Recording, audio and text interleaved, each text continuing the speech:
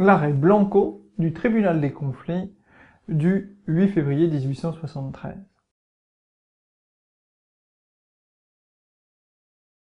L'arrêt Blanco est sans doute l'arrêt le plus célèbre du droit administratif. C'est le premier arrêt qui se trouve dans un ouvrage de référence, à savoir les grands arrêts de la jurisprudence administrative, aux éditions Dalloz. C'est aussi un des rares arrêts dont on peut dire que des vidéos sur YouTube ont été faites. Je pense notamment à une vidéo que je vous invite à regarder, qui s'appelle le Gaja Effect. C'est une vidéo très drôle. On peut dire que l'arrêt Blanco, s'il est important, c'est pour une pluralité de raisons. Mais avant d'évoquer avec vous les raisons qui font que l'arrêt Blanco est essentiel, je voudrais essayer de replacer les choses dans leur contexte. Vous regarderez sans doute cette vidéo au début de l'année, puisque l'arrêt Blanco est normalement étudié au début de l'année. Et je voudrais remettre les choses à plat. Supposons que vous, en tant que personne privée, en tant qu'étudiant par exemple, vous cassiez les lunettes d'un camarade. Vous voyez bien qu'il y a ici un préjudice qui a été causé. On va supposer un cas simple, là, pas de violence volontaire, rien, etc. Il y a un préjudice qui est causé et il y a une volonté d'obtenir réparation de votre préjudice. Qu'est-ce que vous faites? Vous faites ce qu'on appelle une action en responsabilité.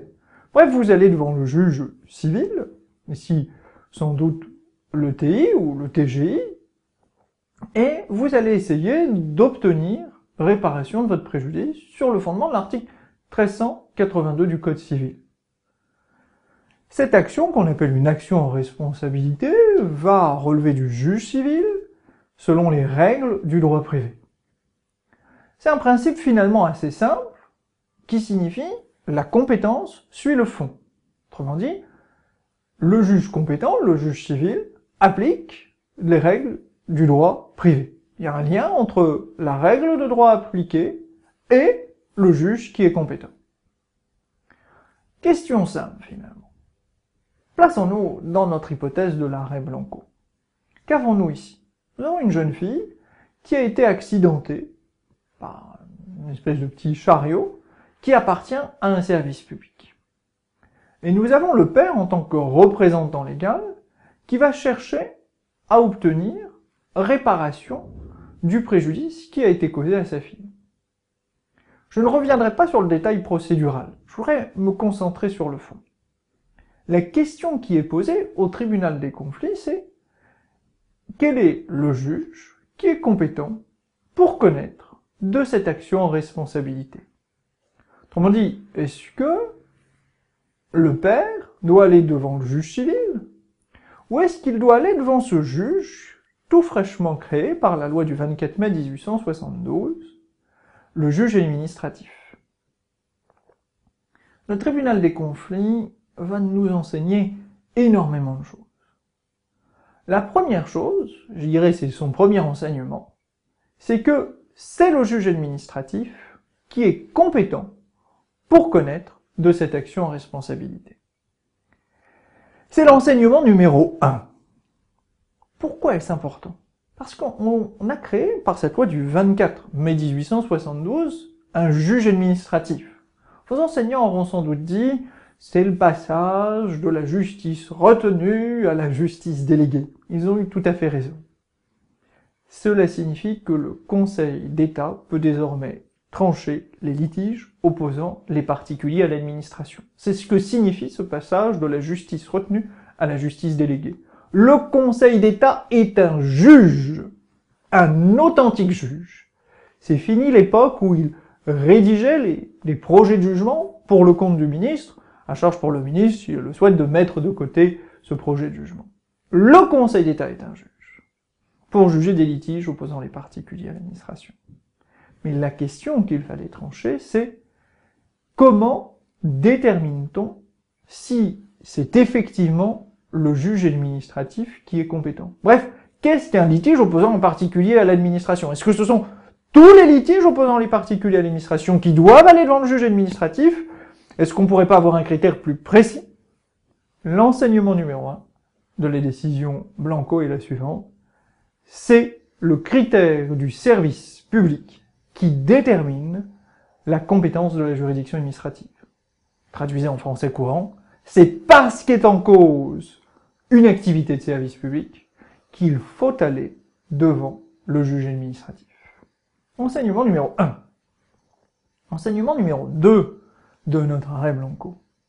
L'arrêt Blanco est essentiel parce que le tribunal des conflits nous dit que la responsabilité de l'État peut être engagée.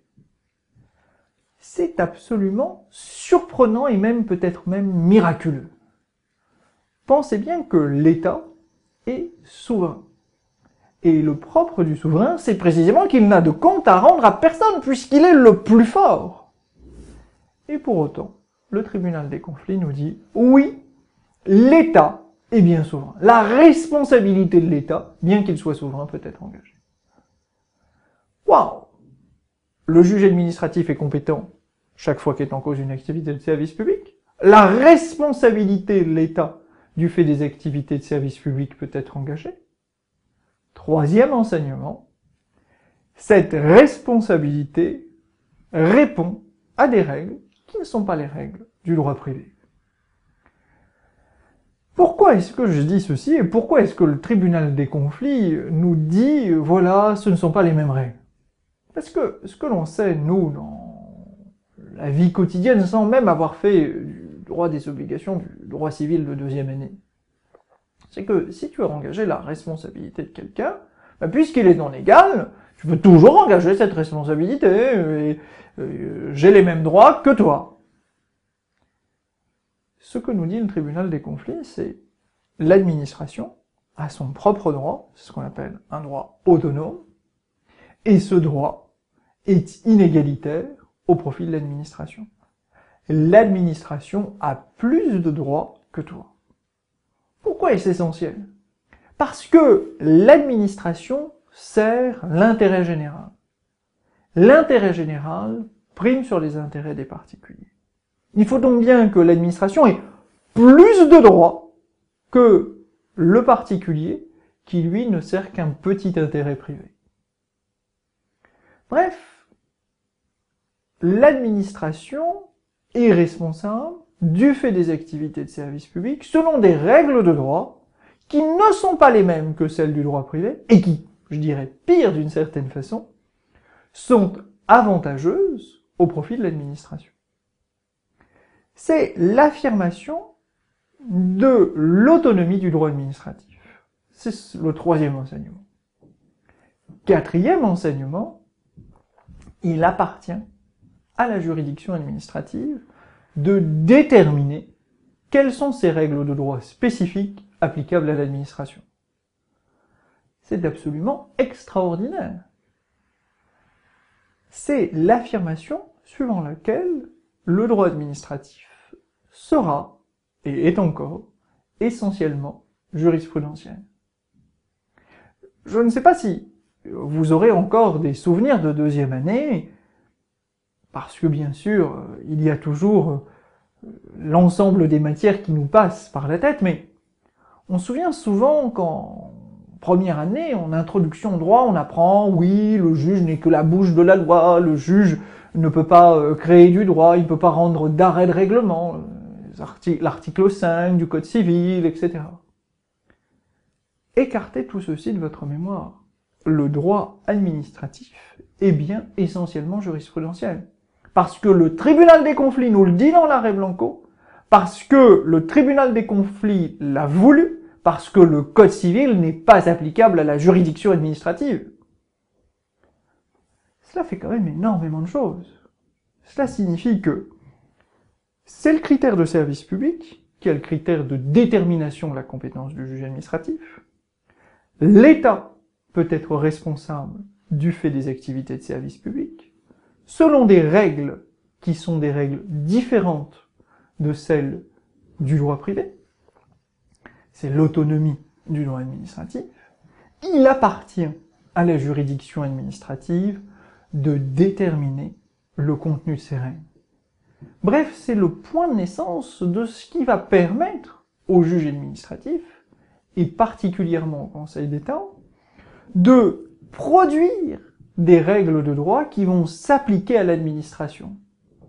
Si on parle d'un miracle du droit administratif, pour reprendre l'expression de Prosper Mérimée, c'est pour cela, parce que finalement, alors même qu'on ne l'avait pas réellement envisagé par cette loi du 24 mai 1872, votée dans un contexte politique particulier, on a confié au juge administratif la charge de soumettre l'administration au droit, et un droit qui certes lui sera favorable, il est autonome, jurisprudentiel, inégalitaire au profit de l'administration, mais qui sera, à mesure que le temps va passer, un droit de plus en plus contraignant, tout ceci au service de l'état de droit.